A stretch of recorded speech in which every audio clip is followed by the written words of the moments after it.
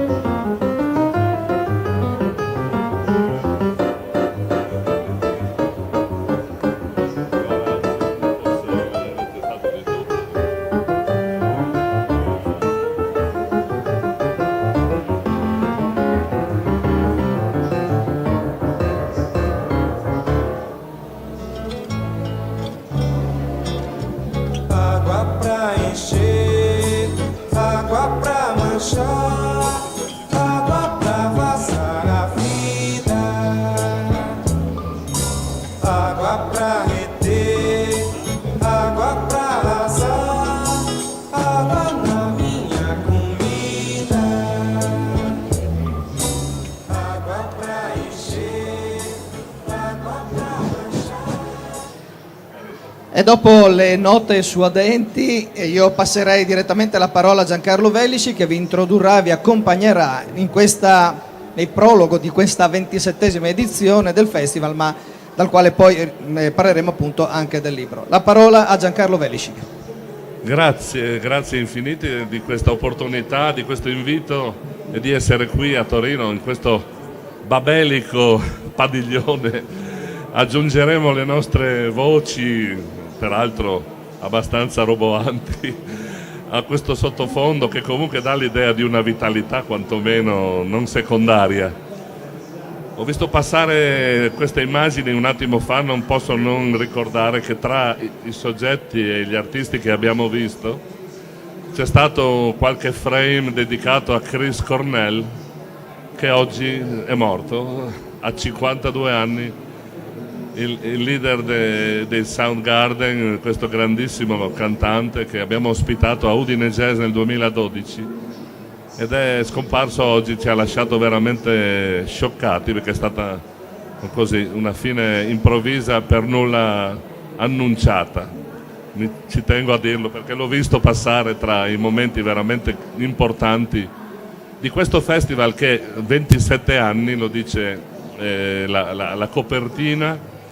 È un periodo bello lungo, è un festival che ha portato a Udine, insomma, in tutti questi anni la musica jazz e, se posso dire, comunque con una particolare apertura. Va detto che il jazz è, e io lo ripeto sempre, più che uno stile musicale è uno stato d'animo, è uno stato mentale, è un modo di approcciarsi alla musica che consente racchiude, contiene veramente molti generi musicali, per cui nella nostra storia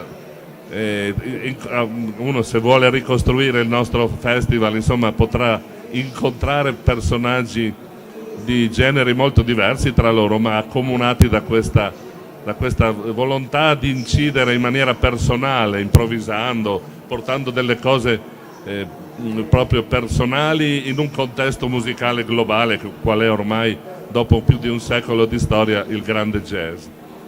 Quest'anno 27esima edizione, dico due parole rapidissime perché il sottotitolo che noi ogni anno individuiamo quest'anno è particolarmente impegnativo, Ethno Shock, cioè lo shock della componente etnica nella musica moderna, che sempre di più è in grado di intervenire, di scioccare appunto in qualche modo quella che la musica è, anche la musica moderna e il jazz.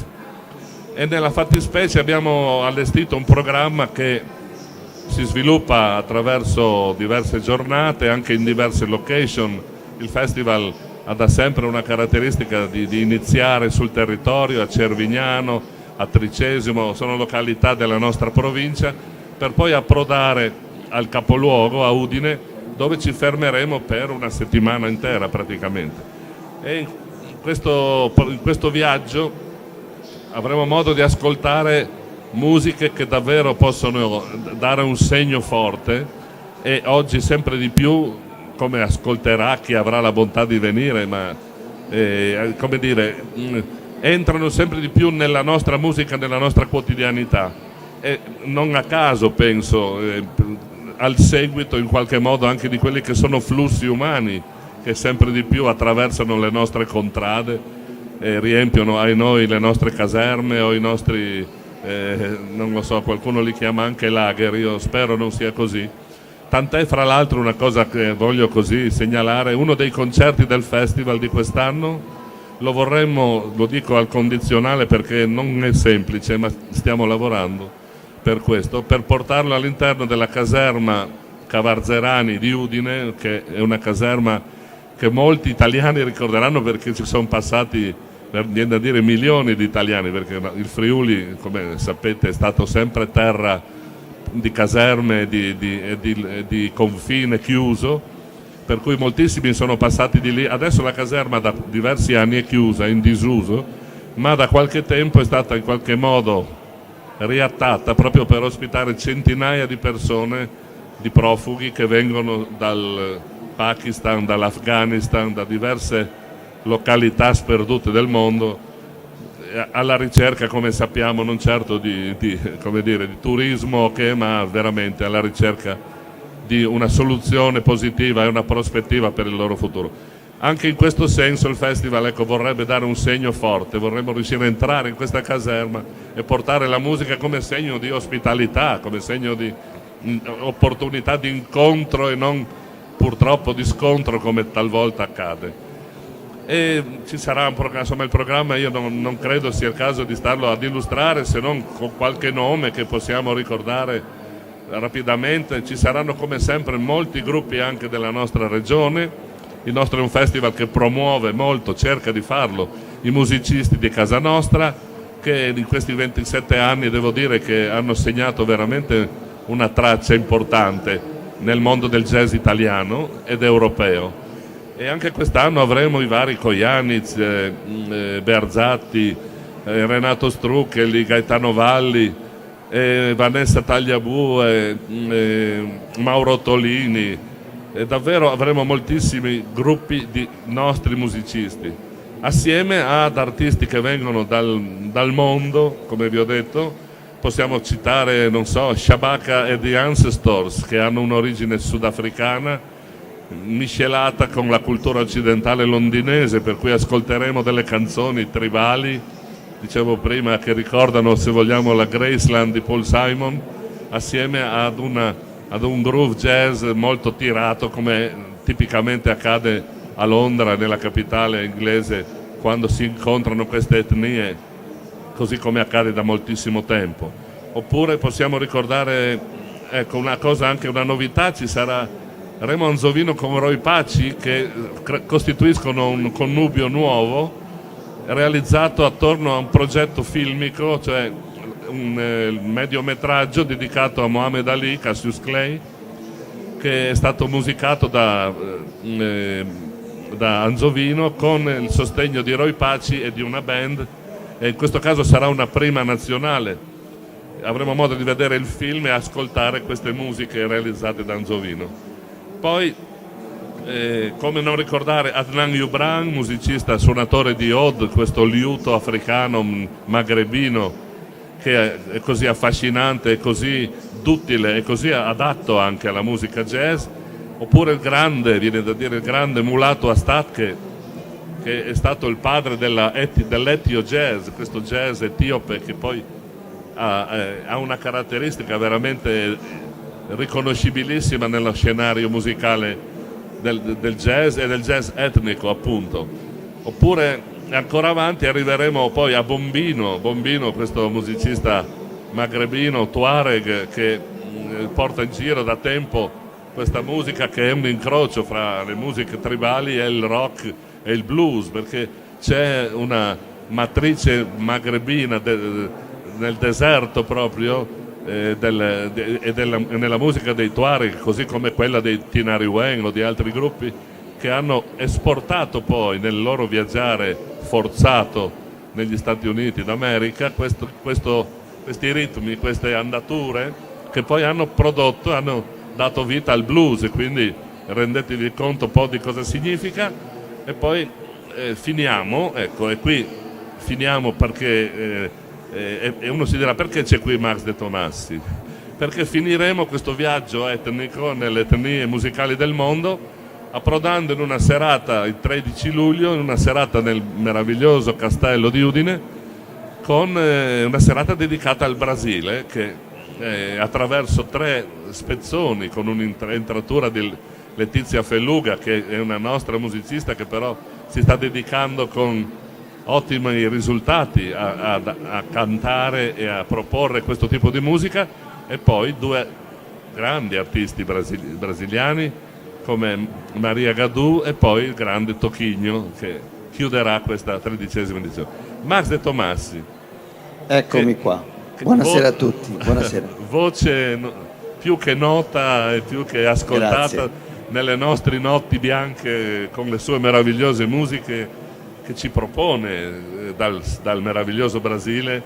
Penso che possa essere forse il caso di, se vuoi, di entrare in questo settore, in questo ambito, proprio con questa serata che poi... Certo, una serata che ovviamente noi seguiremo e della quale parleremo molto all'interno della trasmissione che nella edizione estiva va in onda dalle 21 alle 23, dal lunedì al venerdì, quindi avremo, diciamo, un orario che sarà parallelo all'inizio dei concerti, quindi faremo dei collegamenti ovviamente nel corso delle serate. Spingeremo moltissimo questa serata dedicata al Brasile con il trio di Letizia Felluga, realizzato poi con grandi musicisti. C'è Alessandro Marsi, che è uno dei percussionisti italiani più importanti della scena contemporanea, Giovanni Ceccarelli, che ha avuto grandi progetti, tra questi c'è Inventario, che è stato candidato al Grammy 2 anni fa, e poi c'è Letizia, che è una giovane cantante friulana che sta introducendosi nel mondo del jazz e della musica brasiliana. Maria Gadù rappresenta la nuova generazione del mondo brasiliano, Toquinho rappresenta la tradizione. Toquinho, tra l'altro, in questa serata, in questa presentazione, Giancarlo non ha fatto altro che parlare di migrazioni, che è poi il tema sia del festival, no? Etno Shock, sia della vita di Toquinho, perché Toquinho è oriundo italiano, Pecci di cognome, viene da Campobasso, quindi diciamo che è una delle tante famiglie italiane che poi è emigrata in Brasile, e lui ovviamente ha preso un'altra direzione, quella musicale, con l'incontro con Vinicius de Moraes. Maria Gadù, anche lei una emigrante da un certo punto di vista, perché Maria Gadù, prima di diventare la grande Maria Gadù di Chimbalaye, è stata un'artista di strada e ha suonato anche in Veneto, quindi insomma loro hanno molto a che vedere con la nostra Italia. Tutta la programmazione del festival ci interessa, perché noi, quando andiamo in onda la sera dalle 21 alle 23, ci chiamiamo Brasil, suoni e culture del mondo, quindi aperti a tutte queste contaminazioni. La sera della domenica continueremo da 00:30 fino alle 3 con il tradizionale Brasil. Io ringrazio Giancarlo Velisci, ringrazio l'Euritmica di questa fiducia. Noi, quando lavoriamo insieme, facciamo proprio il cacio con i maccheroni, no? Ci troviamo benissimo e abbiamo tantissime cose da dire e soprattutto da far ascoltare, perché poi la musica è confronto, e il confronto si opera attraverso quello che ci fa innamorare: le note, e i testi, perché la musica è emozione e poesia. Tutto Come- questo succede la notte. Come è accaduto già un paio d'anni fa, per esempio, in una memorabile serata a Villa Manin, e chi non è friulano, ma penso la conoscano comunque, una cornice meravigliosa in cui si sono esibiti Caetano Veloso e Gilberto Gil assieme in maniera proprio acustica fino all'inverosimile, una chitarra, due C'è chitarre. stato anche un balletto di Caetano che Un abbiamo balletto. visto qua nelle immagini. Ecco, in questo frangente abbiamo così creato questo sodalizio, ma insomma questa collaborazione per dimostrare quanto siamo vicini a questo, fra l'altro, meraviglioso paese che da tantissimo tempo incide con le sue musiche sulla musica globale del mondo. La bossa nova, la samba e tutte quelle che sono le nuove situazioni ritmiche musicali del Brasile sono una colonna veramente portante e significativa della modernità della musica jazz. E quindi grazie anche per questa collaborazione. Grazie a voi, grazie a voi assolutamente. Detto questo, se posso dire, c'è anche un altro signore qui che non E che signore? l'abbiamo trovato anni fa, che ci ha detto: ma noi vorrei venire a Udine Jazz perché è un festival, insomma, che ha una sua storia e una sua importanza. L'abbiamo invitato e l'abbiamo accolto. Da allora non ha smesso più di venirci a trovare, perché in Friuli si sta bene. Qui si fa un po' di spot pubblicitario, ma siamo qui anche per questo. Veramente dalle nostre parti, se uno viene, insomma, da mangiare, da bere, da dormire, da ascoltare, da guardare, da tuffarsi, ce lo trova sempre. E Gerlando Gatto, questo signore risponde a questo nome e cognome, è uno dei più importanti giornalisti e critici musicali, scrittori italiani di jazz. Ha una lunghissima storia alle sue spalle e anche di fronte a sé, come tutti noi. Il jazz ci tiene sani, ci tiene in forma, più o meno, ma quello che è importante, Gerlando è una persona che in questi anni ha potuto e ha voluto e ha saputo creare un rapporto diretto con moltissimi artisti che sono venuti in Italia, che suonano il jazz proveniendo da ogni dove, e abbiamo pensato di creare un'opportunità quasi di sintesi, per certi versi, di tanti anni di storia di Udine Jazz, attraverso le interviste che Gerlando ha realizzato in questi anni con, ripeto, davvero una quantità di musicisti di altissimo livello, italiani, europei, americani. E abbiamo raccolto in questo libro, in questo volume, gente di jazz. Cosa vuol dire? Insomma, siamo tutti gente che in questo mondo si muove e diventa una storia quasi cromosomica, ma alla fine geneticamente abbiamo qualcosa che ci accomuna, siamo gente di jazz. E Gerlando ha realizzato queste interviste in un lasso di tempo anche lungo. Ci sono interviste anche di più di 20 anni fa. La prima risale al 1982, Ecco, con Enrico Rava. con Enrico Rava, che tutt'oggi, come sappiamo bene, si esibisce, tra l'altro mi pare domani sera qui a Torino. Sì, sì. No, mi pare, domani sera penso che andremo anche ad ascoltarlo. E assieme a questi nomi prestigiosi ci sono nomi internazionali. Posso ricordare Michel Petrucciani, posso ricordare McCoy Tyner, Gonzalo Joe Zawinul, Rubalcaba. Gonzalo Rubalcaba. Caro Gerlando, cosa possiamo dire di questi personaggi che nella loro vicenda umana e musicale sono anche molte volte così diversi? Che cosa possiamo Guarda, io sintetizzare attorno al jazz di questa gente? posso dirti che nello svolgere questo lavoro che ho portato avanti oramai da tantissimi anni, ho sempre cercato, quando intervistavo qualcuno, non tanto di farmi raccontare che cosa suonavano stilisticamente o di farmi raccontare la vita musicale, o almeno non solo, cercavo di penetrare dentro il personaggio per farne uscire il lato umano.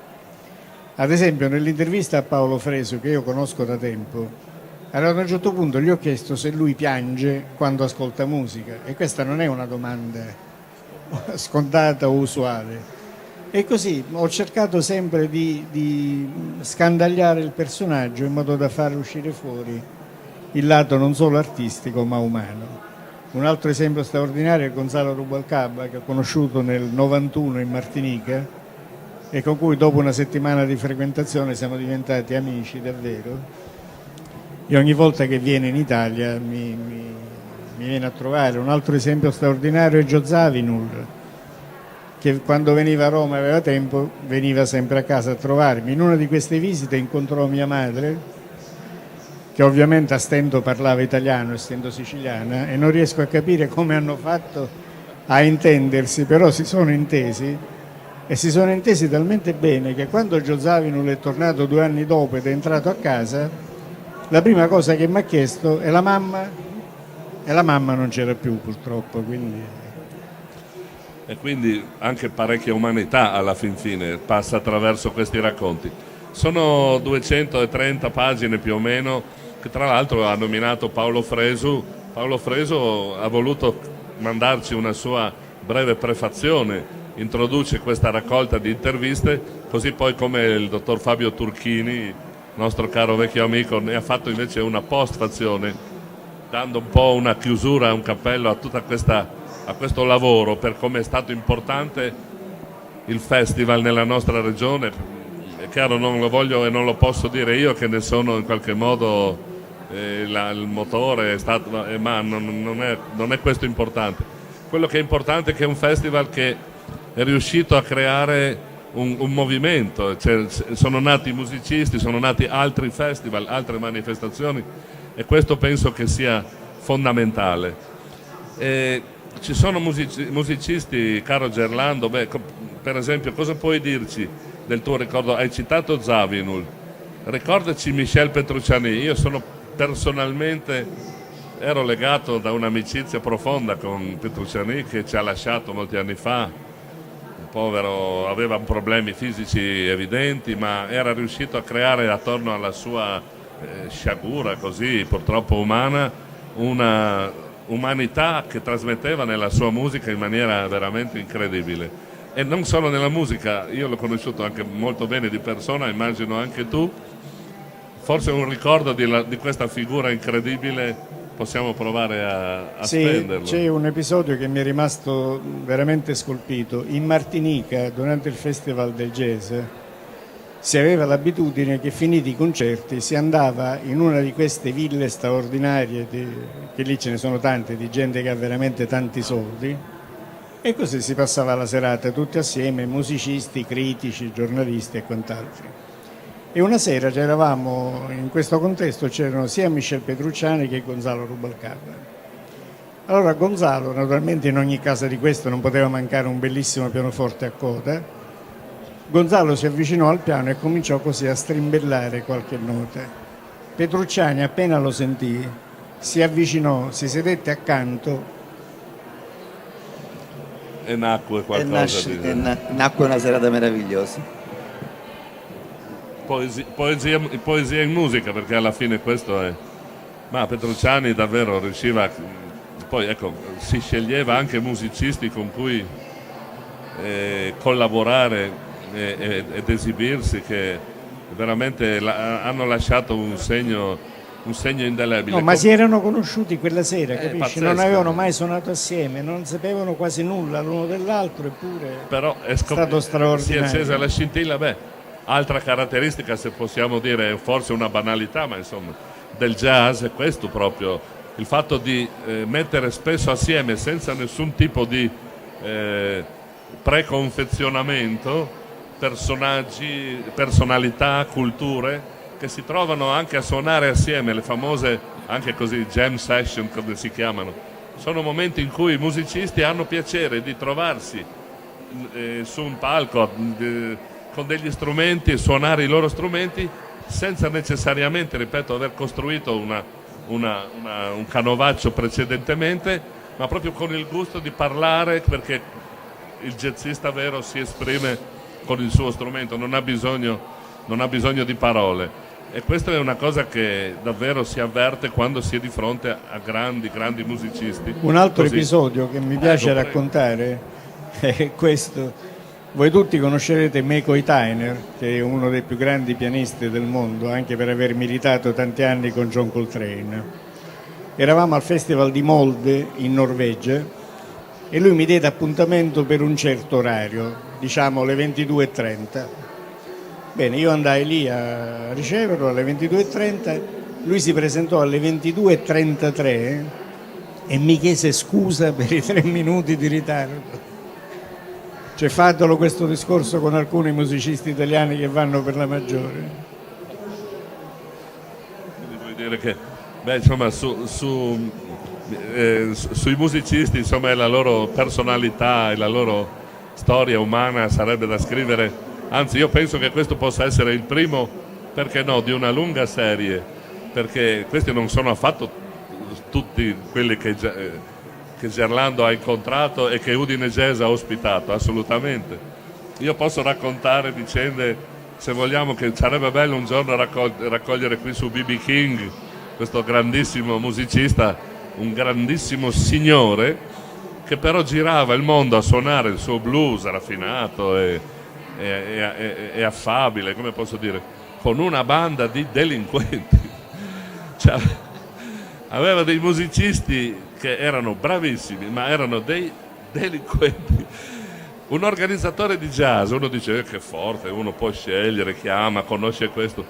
Un organizzatore di jazz passa anche le sue notti a sistemare i danni creati, per esempio, da una band piuttosto, come dire, esuberante, bravo, nel miglior hotel di Udine, dove appunto, oppure vicende, parliamo sempre di artisti che abbiamo adorato, come il grande Charlie Eden, contrabbassista che ha di una lunghissima militanza, di una grandissima eleganza sonora, e lui però, come spesso anche qui si ha a che fare, insomma, con artisti che vengono nel caso suo dagli Stati Uniti, insomma, con uno standard di accoglienza che è diverso, non migliore, diverso da quello nostro, no? Però i famosi 5 stelle, no? Se non c'era l'accappatoio in bagno, alle 3 di notte c'era la telefonata, io ricordo come adesso, il primo telefonino che ebbi nella mia vita, con questo accento, Giancarlo. Insomma, ho dovuto, quella volta c'era un 5 stelle sopra Artegna, non mi ricordo, insomma, portarlo da Udine alle 3 di notte. Poi non è più venuto a Udine Jazz. Così come succedono le cose. Ovvio, è ovvio. Però questo lato naif dei musicisti è sicuramente una delle belle cose del mondo della musica, no? Alla fine poi uno racconta tante cose. E no? difatti di cosa stiamo parlando? Ma Max, anche tu che hai, Sì. a parte conosci la musica brasiliana, penso come pochi altri. Certo. Però qui all'interno ci sono musicisti che sicuramente conosci e fanno parte del tuo orizzonte. Noi abbiamo segnalato, Gerlando ha inserito Mino Sinelu, per esempio. Questo, che origini ha Mino Sinelu? Ti ricordi? Un posto Dovrebbe strano. essere caraibico in qualche maniera. Sì, caraibico, davvero, sì, adesso non ricordo. Fra gli italiani che vedo lì, per esempio, la maggior parte sono tutti quanti innamorati delle arie brasiliane, no? Del mondo brasiliano. Il jazz è bello per questo, perché si presta ad adattarsi con tutti quanti gli stili, le influenze che arrivano dal resto del mondo. Poi abbiamo parlato di artisti in qualche modo legati alla madre Africa, no? E quindi se pensiamo che il jazz può tranquillamente allungarsi dal nord al sud dell'America, passando per i Caraibi, con varie influenze, capiamo quanto sia stata importante la ritmica che arriva dall'Africa e che è arrivata malgrado gli africani attraverso la schiavitù. Tra l'altro, riguardo, c'è una cosa che mi ha sempre intrigato, nel senso che, se tu ci fai caso, queste stesse influenze che c'erano nell'America del Nord c'erano nell'America del Sud. Però mentre nell'America del Nord è quello che volevo dire, magari l'ho detto male. No, è nato il tango, nell'America del Sud, nell'America del Sud è nato il tango. Nell'America del Nord è nato il jazz. E non si capisce bene perché.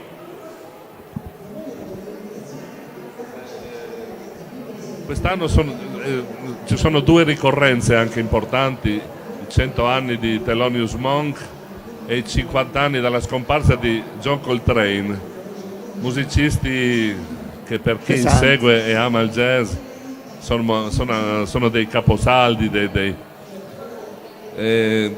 noi avevamo in mente di fare a Udine Jazz dei tributi, che però alla fine in effetti una serata ci sarà Berzatti che a modo suo creerà e darà un tributo a John Coltrane. Ma ricordiamo l'importanza di questi due personaggi nell'evoluzione, rapidamente Gerlando così, del jazz moderno. Thelonious Monk con i suoi ritmi, le sue melodie e armonie spezzate, e Coltrane con questa sua musica sognante, verrebbe da dire, di ispirazione Quasi mistica. quasi mistica, ascetica, stavo appunto dicendo. Ma John Coltrane è stato l'iniziatore di quello che viene poi definito assieme a Miles Davis il jazz modale. C'è un tipo di jazz che non era più basato sugli accordi predefiniti, ma era basato sui modi, cioè sulle scale. Tant'è vero che nell'epoca della maturità John Coltrane era capace di suonare per un quarto d'ora ininterrotto, scaricando una quantità di note che avevano tutte un senso e che poi sono state soprannominate cascate di note, proprio per questa sua caratteristica di scaricare sull'ascoltatore una quantità di note e di suoni incredibili, sempre con una strettissima coerenza.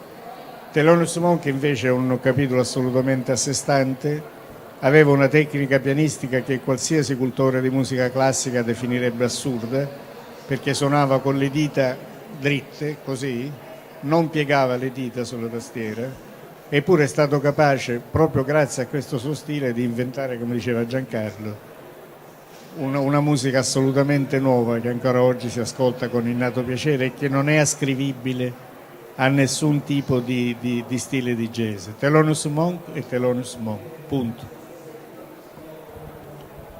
È proprio così, ci tengo a dire che il Festival Jazz, di cui insomma il programma, come vedete, è disponibile, qui è una sintesi presente del programma, perché non abbiamo inserito ancora alcuni momenti importanti che oltre ai concerti costituiscono gli approfondimenti, insomma, di alcune situazioni, di alcuni artisti, di alcuni contesti del festival.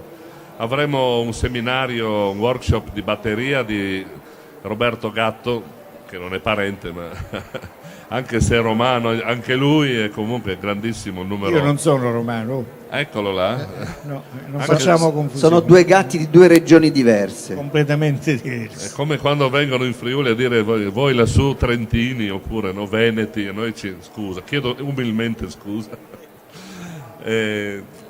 Dicevo che appunto faremo un laboratorio di batterie per batteristi, quindi di specializzazione in qualche modo con Roberto Gatto, poi avremo delle situazioni in cui approfondiremo un altro incontro con Gerlando, ovviamente a parlare del suo libro, e di John Coltrane parleremo in un incontro, perché veramente ho scoperto in Friuli forse il top o meglio la maggioranza dei sassofonisti sono coltraniani, devo dire, e penso non solo in Friuli, non solo in Friuli, appunto, e quindi assolutamente non possiamo non ricordare questa tappa, così poi come ci saranno proiezioni di film storici ed altre situazioni per cui le nostre giornate, per chi avrà la bontà di vedere, insomma, di scorrere il programma, saranno veramente molto ricche e piene. Avremo 3 concerti al giorno, ci sarà veramente una scorpacciata, spero non una indigestione di jazz,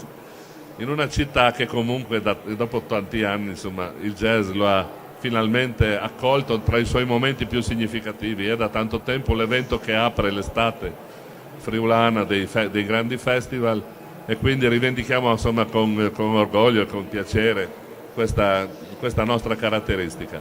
Io direi che potremmo, non so, siamo penso arrivati alla scadenza dei tempi che c'erano dati a nostra disposizione, per cui se ci sono delle altre cose che non so, magari Max voglia dirci, ascolteremo sicuramente Rai 1. Ascoltate Brasile, Rai 1, tra l'altro domenica sera va in onda l'intervista con questi due personaggi molto importanti nell'ambito della divulgazione del jazz, e da mezzanotte e mezzo dopo il GR1 della mezzanotte su Radio 1, e poi ovviamente nel corso dell'estate ci sentiamo con il Festival Jazz di Udine, che è giunto alla 27esima edizione. Le sentiamo tutte. Grazie. Comunque già c'hai uno spunto per il prossimo anno?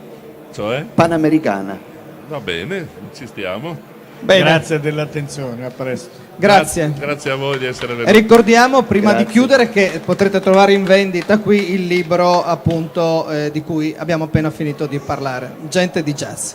Grazie. Grazie. Finiscono qui gli appuntamenti di quest'oggi all'interno dello stand del Friuli Venezia Giulia. Domani a tambur battente da mezzogiorno fino alle 6:30 avremo una serie di appuntamenti sempre qui all'interno dello stand della Regione Friuli Venezia Giulia. Grazie e a domani.